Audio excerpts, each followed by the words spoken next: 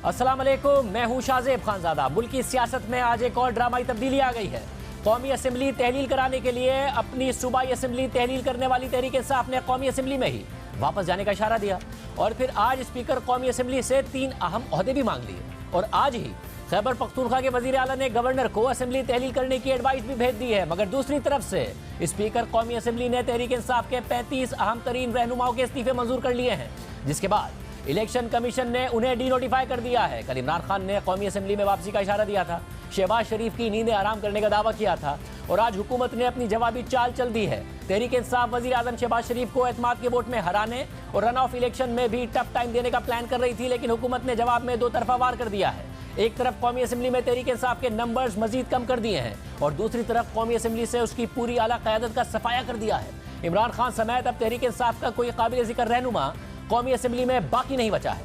शाह महमूद कुरैशी, परवेज खटक, असद उमर, असद कैसर, कासिम सूरी, फवाद चौधरी, मुराद सईद, शफकत महमूद, हम्माद अजहर, शरियार अफरीदी, उमर अयूब, अली अमीन गंडापुर, हामिद डोगर और अली जैदी के अलावा शेख रशीद का इस्तीफा भी मंजूर कर लिया गया है। इससे पहले आज तहरीक इंसाफ ने कौमी असम्बली में opposition leader, chairman public accounts committee और पार्लिमानी लीडर के ओहदे मांगे थे।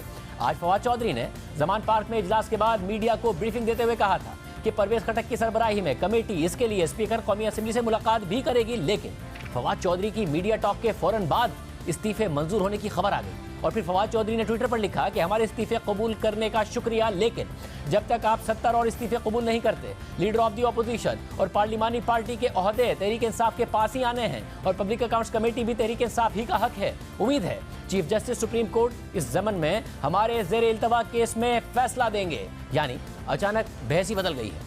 कौमी असम्बली को तहलील कराने के लिए अपनी सूबाई हुकूमत छोड़ने और सूबाई असम्बली तहलील करने वाली तहरीक इंसाफ उसी कौमी असम्बली में ओहदों के लिए लड़ रही है और हुकूमत ने भी अपने ही मौक़िफ़ से यूटर्न ले लिया है। अब से कुछ दिन पहले तक खुद हुकूमत तहरीक इंसाफ को असम्बली में वापस आने की दावत दे रही थी और स्पीकर कौमी असम्बली राजा परवेज अशरफ ने बार बार कहा था कि इस्तीफ़ों की मंजूरी के लिए मेरा इत्मीनान होना ज़रूरी है कि हर रुकन ने अपनी मर्जी से इस्तीफ़ा दिया है और उस पर कोई दबाव नहीं है।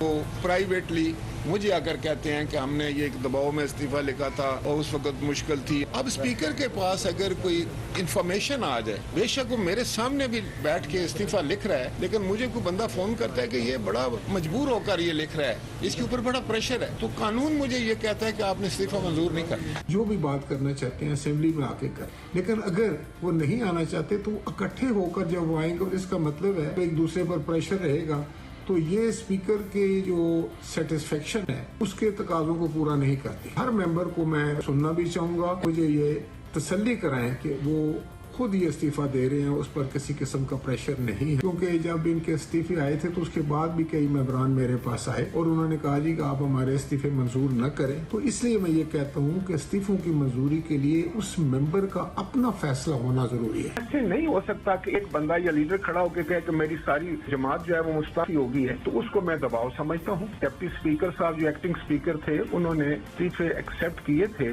वो एक्सेप्ट करना ही गैर आईनी और गैर कानूनी। आपके मेंबरान इनफरादी तौर पर आए, मेरे सामने साबित करेंगे पर ये वॉलंटरी उन्होंने एक्ट किया है, उन पर कोई दबाव या प्रेशर नहीं। मगर आज अचानक 35 रहनुमाओं के इस्तीफे कबूल कर लिए। तहरीक इंसाफ के सीनियर रहनुमा असद उमर ने मेजबान काशिफ अब्बासी से बात करते हुए कहा है कि इस्तीफों की मंजूरी के बावजूद हमारे अराकीन स्पीकर के पास जाकर अपोजिशन लीडर का ओहदा लेंगे और इन 35 नशिस्तों पर भी इमरान खान ही इलेक्शन लड़ेंगे। लेकिन दूसरी तरफ पीडीएम के सरबराह मौलाना फजलुर रहमान का बयान सामने आया है कि पीटीआई की 35 खाली नशिस्तों पर ज़िमनी इलेक्शन में पीडीएम हिस्सा नहीं लेगी। वजीर दाखिला राना सनाउल्लाह ने भी बात करते हुए कहा है कि 2-3 महीने के लिए कौन इलेक्शन लड़ेगा, तो फिर क्यों इस्तीफे कबूल करके पैसा जाया किया जाएगा, वक्त जाया किया जाएगा।